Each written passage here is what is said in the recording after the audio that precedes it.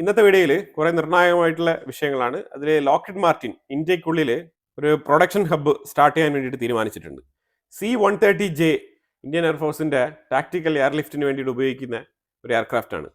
അപ്പം അതിൻ്റെ production indigenous ആയിട്ട് നടത്തി തരാമെന്നാണ് ലോക്ക്ഹീഡ് മാർട്ടിൻ പറഞ്ഞിരിക്കുന്നത്. ലോക്ക്ഹീഡ് മാർട്ടിൻ എന്ന് പറയുന്ന ഒരു അമേരിക്കൻ കമ്പനിയാണ്. ഇന്ത്യക്കുള്ളിൽ കമ്പനികൾ വരുന്നില്ല, ഇതില്ല എന്നൊക്കെ വിചാരിച്ചിട്ട് ദുഃഖിക്കേണ്ട ആവശ്യമൊന്നുമില്ല. ഇങ്ങനെയുള്ള കോൺട്രാക്റ്റും കാര്യങ്ങളൊക്കെ മുന്നോട്ട് തന്നെയാണ് പോകുന്നത്. C-130J എന്ന് പറയുന്നത് സൂപ്പർ ഹെർക്യുലസ് കാറ്റഗറിയിൽ വരുന്ന വിമാനമാണ്. ഇതൊരു പ്രീമിയം ചോയ്സും കൂടിയാണ്. അതിൻ്റെ പ്രൊഡക്ഷന് വേണ്ടിയിട്ടാണ് ലോക്ക്ഹീഡ് മാർട്ടിൻ ഇന്ത്യക്കുള്ളിൽ തന്നെ നിർമ്മിക്കാമെന്ന് പറഞ്ഞിരിക്കുന്നത്. ഇന്ത്യയുടെ മെസ്സേജ് വളരെ ക്ലിയർ ആണ്. ഇന്ത്യക്കുള്ളിൽ നിർമ്മിക്കുക എന്നുള്ളതാണ് ഇന്ത്യക്ക് വേണ്ടത്. അപ്പോൾ അത് ഇപ്പം മിക്കവാറും എല്ലാ കമ്പനികൾക്കും അത് മനസ്സിലായിട്ടുണ്ട്. കാരണം ഇന്ത്യയുടെ പോളിസി അങ്ങനെയാണ് നമ്മൾ ഓപ്പൺ ചെയ്ത് വെച്ചിരിക്കുന്നത്. അപ്പോൾ അതുകൊണ്ട് ഇന്ത്യക്കുള്ളിൽ വന്നിട്ട് ആരും അങ്ങനെ കൂടുതൽ തർക്കിക്കില്ല.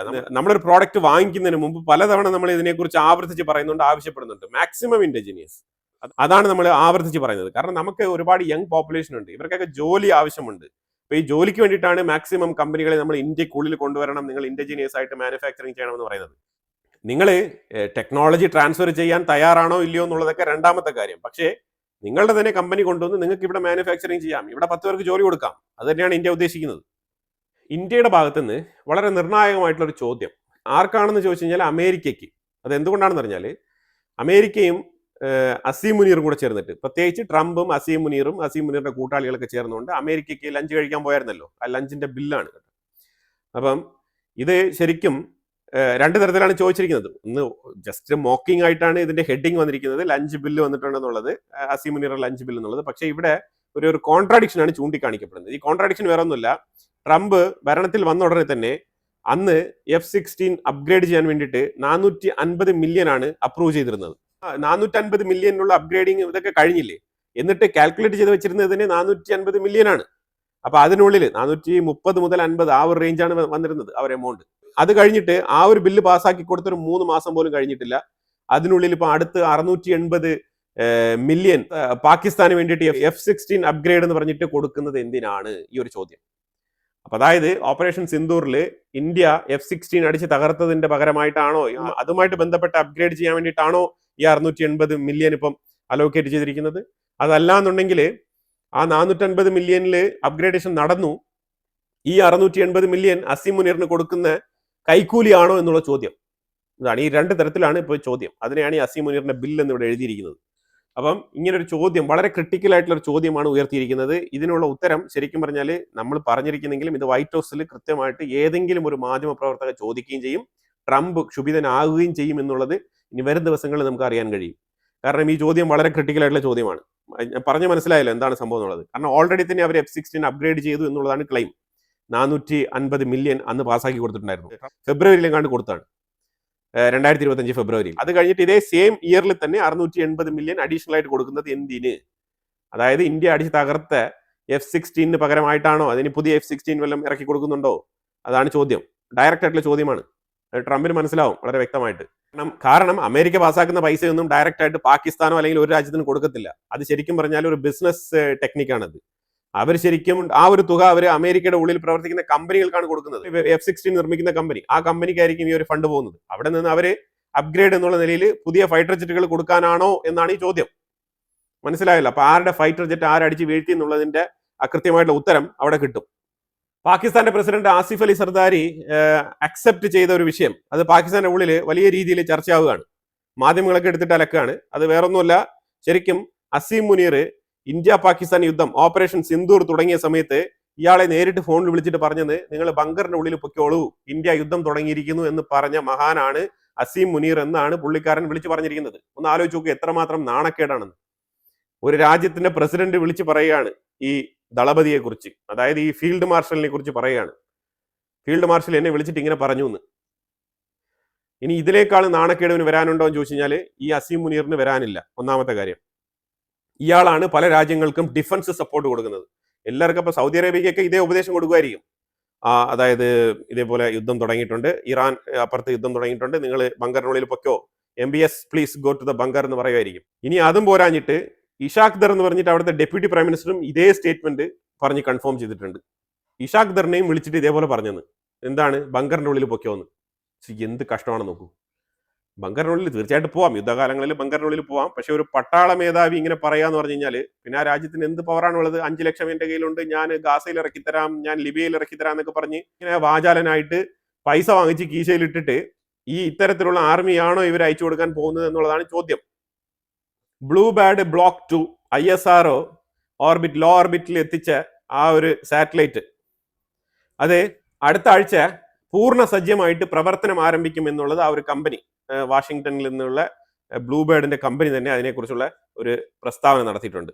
അതിന്റെ കണ്ടീഷൻ വളരെ ഹെൽത്തിയാണ്, സേഫ് ആയിട്ടാണ് നമ്മൾ അതിനെ കൃത്യമായിട്ട് ഒരു കേടുപാടുകളും ഇല്ലാണ്ട് വളരെ പെർഫെക്റ്റ് ആയിട്ട് അതിനെ നമ്മൾ ഓർബിറ്റിൽ എത്തിച്ചിട്ടുണ്ട് എന്നുള്ള ഒരു കൺഫർമേഷനും കൂടി അവർ തന്നിട്ടുണ്ട്. അത് കൺഫർമേഷൻ മാത്രമല്ല, ഒരു അപ്രീഷിയേഷനും കൂടിയാണ്, അതൊരു പ്രൊമോഷനും കൂടിയാണ് ISROയ്ക്ക്. കാരണം ISRO ഈ ഒരു പ്രവൃത്തി നടത്തിയതിലൂടെ ഏറ്റവും കൂടുതൽ ഇതിനകത്ത് ഒരു നെഗറ്റീവ് ഇമ്പാക്റ്റ് ഉണ്ടായത് ഇലോൺ മസ്കിനാണ്. കാരണം ഇലോൺ മസ്കിനാണ് ഏറ്റവും കൂടുതൽ കോൺട്രാക്റ്റുകൾ അമേരിക്കയുടെ ഉള്ളിൽ നിന്നും പൊയ്ക്കൊണ്ടിരുന്നത്. അതായത് മനസ്സിലാക്കണം, ISROയ്ക്ക് നല്ലൊരു തുക കോൺട്രാക്ട് വെച്ചുകൊണ്ടായിരിക്കുമല്ലോ ബ്ലൂബേർഡ് ഇങ്ങോട്ട് സാറ്റലൈറ്റ് കൊടുത്തത്. പക്ഷെ ഈ സാറ്റലൈറ്റ് എന്തുകൊണ്ട് അമേരിക്കയ്ക്കുള്ളിൽ തന്നെയുള്ള അമേരിക്കൻ കമ്പനികൾക്ക് ഏറ്റെടുത്ത് അതിനെ അങ്ങോട്ട് അയക്കാൻ പറ്റിയില്ല? കാരണം ISROയിലുള്ള എഞ്ചിന്റെ മേലുള്ള ഒരു വിശ്വാസം, ആ ട്രസ്റ്റ്, ചില കാര്യങ്ങൾ അങ്ങനെയാണ്. ഇവിടെയൊക്കെയാണ് ട്രംപ് മനസ്സിലാക്കേണ്ടത് ഇന്ത്യയുടെ ആ ഒരു എഫിഷ്യൻസിയും ഇന്ത്യയുടെ ആ ഒരു കഴിവും. കാരണം എന്താണ്? കാരണം വേറെ ഒന്നുമല്ല, ട്രംപ് അമേരിക്കയുടെ ഉള്ളിൽ നിന്ന് തന്നെ മേക്ക് അമേരിക്ക ഗ്രേറ്റ് അഗെയിൻ, എല്ലാ വർക്കുകളും അമേരിക്കയുടെ ഉള്ളിൽ തന്നെ നടക്കണം, എല്ലാം അമേരിക്കയ്ക്ക് തന്നെ കൊടുക്കണം, 10 രൂപ കൂടിയാലും കുഴപ്പമില്ല, എല്ലാം അമേരിക്കക്കാരന് തന്നെ കൊടുക്കുമെന്ന് പറയുന്ന ട്രംപ് എന്തുകൊണ്ട് ഈ ബ്ലൂബേർഡിന്റെ ഈ ഒരു വിക്ഷേപണം ഇലോൺ മസ്കിന് കൊടുത്തില്ല? ചിക്കിലി കൂടുന്നത് കൊണ്ടാണോ? അപ്പം ഇതുപോലെയുള്ള കാര്യങ്ങളൊക്കെ ട്രംപ് കുറച്ചുകൂടെ ആലോചിച്ച് തീരുമാനം എടുക്കണം. അപ്പൊ എല്ലാം അമേരിക്ക അങ്ങ് ചെയ്ത് കളയാന്ന് പറഞ്ഞാൽ എല്ലാം അങ്ങനെ ചെയ്യാൻ പറ്റില്ല. പല കാര്യങ്ങൾക്കും കോംപ്രമൈസ് ചെയ്യേണ്ടി വരും, അങ്ങോട്ടും ഇങ്ങോട്ടും വിട്ടുവീഴ്ചകൾ വേണ്ടി വരും. എന്നാലും മൂപ്പർ ഇപ്പോഴും ഇന്ത്യയുമായിട്ട് മത്സരിച്ച് തന്നെയാണ് മുന്നോട്ട് പോകുന്നത്. ശരിക്കും അയാൾക്ക് ഇന്ത്യ ഒരു മത്സരത്തിന് ഒത്തൊരു രാജ്യമായിട്ട് കൺസിഡർ ചെയ്യുന്നുണ്ടാവാം, അതുകൊണ്ടായിരിക്കുമല്ലോ ഇങ്ങനെ. അപ്പം ചൈന അത് കഴിഞ്ഞാൽ പിന്നെ നെക്സ്റ്റ് ഇന്ത്യയാണ്. അപ്പൊ അതുകൊണ്ട് ആ രീതിയിൽ ഇപ്പൊ തന്നെ ടാർഗറ്റ് ചെയ്യുന്നു. അപ്പൊ നമുക്ക് ഒരു പരിധി വരെ നമ്മൾ അമേരിക്കയുമായിട്ട് കോമ്പീറ്റ് ചെയ്ത് മുന്നോട്ട് പോകുന്നത് തന്നെയാണ് നല്ലത്. കാരണം നമ്മളുടെ ഒരു ഗ്രോത്ത് സസ്റ്റൈനബിൾ ആയിരിക്കും, അതാണ് മനസ്സിലാക്കേണ്ടത്. സ്റ്റേബിൾ ആയിട്ടുള്ള ഗ്രോത്ത് ആയിരിക്കും. കാരണം നമ്മളുടെ ഓപ്പോണന്റിനെ കൗണ്ടർ ചെയ്താണ് മുന്നോട്ട് പോകുന്നത്. അപ്പൊ പെട്ടെന്ന് അയാളിൽ നിന്ന് കുറച്ച് വരുമാനം ഉണ്ടാക്കിയിട്ട് അയാൾ ഒരു ദിവസം നമ്മളെ ഡിസ്കണക്ട് ചെയ്യുമ്പോഴത്തേക്കും നമ്മുടെ മാർക്കറ്റ് മൊത്തത്തിൽ ചെറപറാന്ന് ഇടിഞ്ഞ് താഴെ വീഴും. അപ്പൊ അതിന് പകരം നമ്മൾ കൺസ്ട്രക്റ്റീവ് മാനറിൽ അവനെ ബാലൻസ് ചെയ്ത് തന്നെയാണ് മുന്നോട്ട് പോകുന്നത്. അപ്പം നമ്മൾ അമേരിക്കയെ ഡിപ്പെൻഡ് ചെയ്യാത്ത ലെവലിൽ ഇൻഡിപെൻഡന്റ് ആയിട്ട് വളർന്ന് ഇൻഡിവിജ്വൽ ആയിട്ട് മുന്നോട്ട് പോകുമ്പോഴത്തേക്കും നമ്മളുടെ ഗ്രോത്ത് സ്റ്റേബിൾ ആയിരിക്കും. അതാണ് മനസ്സിലാക്കേണ്ടത്. അല്ലാതെ നമ്മൾ ഓരോ ചെറിയ കാര്യത്തിലും അയ്യോ എന്റെ മാർക്കറ്റ് ഇടിയെന്ന് പറഞ്ഞിട്ട് അമേരിക്കയുടെ കാലം പിടിച്ചുകൊണ്ടിരുന്നു കഴിഞ്ഞാൽ എല്ലാ കാലത്തും നമ്മൾ അമേരിക്കയുടെ കാലം പിടിച്ചുകൊണ്ടിരിക്കേണ്ടി വരും. അപ്പൊ അങ്ങനെ ആകുമ്പോഴത്തേക്കും നമ്മളുടെ എൻറ്റയർ എക്കോണമിയെ നമ്മൾ അമേരിക്കയുടെ കാലിൽ കിട്ടിയിട്ട് വളർത്തിക്കൊണ്ട് പോയാൽ അമേരിക്ക ഒരു സുപ്രഭാതത്തിൽ അതിൽ നിന്ന് ഒരു കട്ടങ്ങ് ഊരുമ്പോഴത്തേക്കും നമ്മൾ പുടപെടാൻ താഴെ വീഴും. അപ്പൊ ആ സാഹചര്യം ഒഴിവാക്കാനാണ് ഇന്ത്യ ഈ രീതിയിൽ സഞ്ചരിക്കുന്നത്. എങ്ങനെയാണ്? അമേരിക്കയെ മാറ്റി നിർത്തിക്കൊണ്ട് അവിടെ നിന്ന് കിട്ടിയാൽ ഓക്കെ, അവിടെ നിന്ന് കിട്ടിക്കഴിഞ്ഞാൽ നമ്മളുടെ എക്കോണമിക്ക് അത് അഡ്വാൻസ് ആയിട്ട് ഗുണം ചെയ്യും, ഇറ്റ്സ് ഫൈൻ. കിട്ടിയില്ലെങ്കിലും നമുക്ക് വലിയ രീതിയിൽ നഷ്ടമൊന്നും ഉണ്ടാവില്ല എന്നുള്ള ഒരു എക്കോണമിയിൽ വിശ്വസിച്ച് നമ്മൾ മുന്നോട്ട് പോകുന്നത്. അതായത് ഈ ആഫ്രിക്കയിൽ പാകിസ്ഥാൻ ചെന്ന് നടത്തിയ ഒരു ഡീൽ, ഏത്? ലിബിയയിൽ നടത്തിയ ഡീൽ, $4 ബില്യൺ ആ ഒരു ഡീൽ. ഈ ഡീൽ നടന്നതിനെ തുടർന്ന് പല രാജ്യങ്ങളും, അതായത് ആഫ്രിക്കയുമായിട്ട് എതിർപ്പുള്ള പല രാജ്യങ്ങളുണ്ട്, അതായത് വെസ്റ്റേൺ രാജ്യങ്ങളുണ്ട്.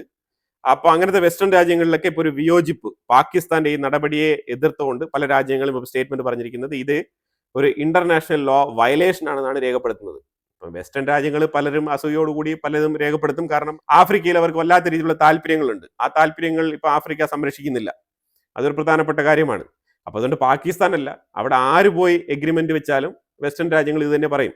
പക്ഷെ പാകിസ്ഥാനെ സംബന്ധിച്ചിടത്തോളം പാകിസ്ഥാൻ എവിടെ നിന്നാണ് ആയുധം കൊടുക്കുക? എന്ത് മിലിറ്ററി കോപ്പറേഷൻ ആണ്? അവർക്കുള്ളത് ആകെ മാൻ പവർ ആണ്, 5 ലക്ഷം ഈ ഒരു ഭടന്മാർ. അപ്പൊ അതായത് അങ്ങനെ ഓപ്പൺ ആയിട്ട് ഞങ്ങൾ സൈനിക സഹകരണം മാത്രമാണെന്ന് പറഞ്ഞിട്ട് വരണം. വെപ്പൺ ഡീലിങ്സ് എന്നൊക്കെ പറഞ്ഞു കഴിഞ്ഞാൽ കൃത്യമായിട്ട് എന്തെങ്കിലുമൊക്കെ പാകിസ്ഥാന് കാണിക്കാൻ ഉണ്ടാവണം, ഞങ്ങളുടെ പക്കൽ ഇന്ന പ്രൊഡക്ഷൻസ് ഒക്കെ ഉണ്ട് എന്നുള്ളത്. അങ്ങനെ ഒരു ലിസ്റ്റ് ഇട്ട് കാണിക്കാൻ പാകിസ്ഥാന്റെ പക്കൽ ഒന്നുമില്ല. അതുകൊണ്ടാണ് ഇങ്ങനത്തെ സ്റ്റേറ്റ്മെന്റുകളൊക്കെ വരുമ്പോഴത്തേക്കും പാകിസ്ഥാന് അത് കുറുക്കി കൊള്ളുന്ന പോലെ തന്നെ ഈ വിഷയങ്ങൾ അവിടെ ചർച്ച ചെയ്യപ്പെടുന്നത്. ജമ്മു ആൻഡ് കശ്മീരിലെ ഇന്ത്യയുടെ ആർമി ഒരു സെർച്ച്, അത് വേറൊന്നുമല്ല, ജെയ്ഷെ മുഹമ്മദിന്റെയും ലഷ്കറിന്റെയും അനുയായികൾ അവിടെ ഉണ്ട് എന്നുള്ളൊരു വാർത്തയുണ്ട്. അപ്പൊ ആ വാർത്ത ഇന്റലിജൻസിന്റെ വാർത്തയാണ്. അതിനനുസരിച്ചാണ് ജമ്മു കാശ്മീരിൽ CRPF ചേർന്ന് ഇന്ത്യൻ ആർമിയും അവിടെ പോയിട്ട് ഈ ഒരു സെർച്ച് നടത്തിയത്. ഇതിന്റെ ലോക്കൽ കമാൻഡർ ആയിട്ടുള്ള സഫിയുള്ളയുമായിട്ട് കണക്ഷനിലുള്ള എയ്ഡെ ആദിൽ എന്ന് പറഞ്ഞ ഒരു വ്യക്തിയുണ്ട്. ഇവന്റെ തലയ്ക്ക് 5 ലക്ഷം രൂപയാണ് ബൗണ്ടി പ്രഖ്യാപിച്ചിരിക്കുന്നത് ഇന്ത്യൻ ഗവൺമെന്റ്. അപ്പം അവൻ അവിടെ ഉണ്ട് എന്നുള്ള ഒരു വിവരം കിട്ടിയതിനെ തുടർന്നാണ്, ഈ ജെയ്ഷെ മുഹമ്മദിന്റെ ആളാണ് ഇവൻ, അപ്പൊ ഇവനെ പിടിക്കാനാണ് പോയത്. ഇവനെ പിടിച്ചോ ഇല്ലയോ എന്നുള്ള വാർത്തയൊന്നും പുറത്തു വന്നിട്ടില്ല. പക്ഷെ അവിടെ ഇപ്പോഴും സെർച്ച് തുടരുന്നു. എനിക്ക് തോന്നുന്നു ഒരു 2 to 3 ഡേയ്സ് അവിടെ കണ്ടിന്യൂ ചെയ്യുമെന്നാണ് മനസ്സിലാക്കാൻ പറ്റുന്നത്. ഖൈബർ പക്തൂൺവ മേഖലയിൽ TTP Tehrik താലിബാനികൾക്കെതിരെ Pakistan police force നടത്തിയ ആക്രമണത്തിൽ 8 TTP ഭീകരർ വധിക്കപ്പെട്ടിട്ടുണ്ടെന്നുള്ള വാർത്ത വരുന്നുണ്ട് പാകിസ്ഥാന്റെ ഖൈബർ പക്തൂൺവ പ്രൊവിൻസിൽ നിന്ന്. ഖൈബർ പക്തൂൺവ ഇപ്പൊ കഴിഞ്ഞ ഒരു 2-3 ദിവസങ്ങൾ കൊണ്ട് ഭയങ്കരമായിട്ടുള്ള അസ്വസ്ഥതയിലാണ് കടന്നുപോയിക്കൊണ്ടിരിക്കുന്നത്. അപ്പൊ തികച്ചും ആ ഒരു മേഖലയിൽ അശാന്തിയാണ്. അതാണ് മനസ്സിലാക്കേണ്ടത്. കാരണം ഖൈബർ പക്തൂൺവയിൽ ഒരു പ്രൊട്ടസ്റ്റ് നടക്കുന്നുണ്ട്. അതായത് ഖൈബർ പക്തൂൺവ ഒരു സെപ്പറേറ്റ് സ്റ്റേറ്റ് ആയിട്ട്, അതായത് ഒരു സെപ്പറേറ്റ് രാജ്യമായിട്ട് അംഗീകരിക്കണം, ഞങ്ങൾക്ക് പാകിസ്ഥാനുമായിട്ട് ഒരുമിച്ച് പോകാൻ കഴിയില്ല എന്നുള്ളതാണ് ഖൈബർ പക്തൂൺവയിൽ നിന്ന് വരുന്ന വാർത്തകൾ.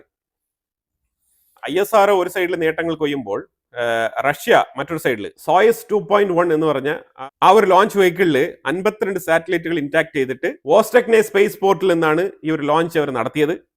52 സാറ്റലൈറ്റുകളാണ് അവർ ഈ ഒരു ഒറ്റ ലോഞ്ച് വെഹിക്കിളിൽ ഇൻടാക്ട് ചെയ്ത് ഓർബിറ്റിൽ എത്തിച്ചത്.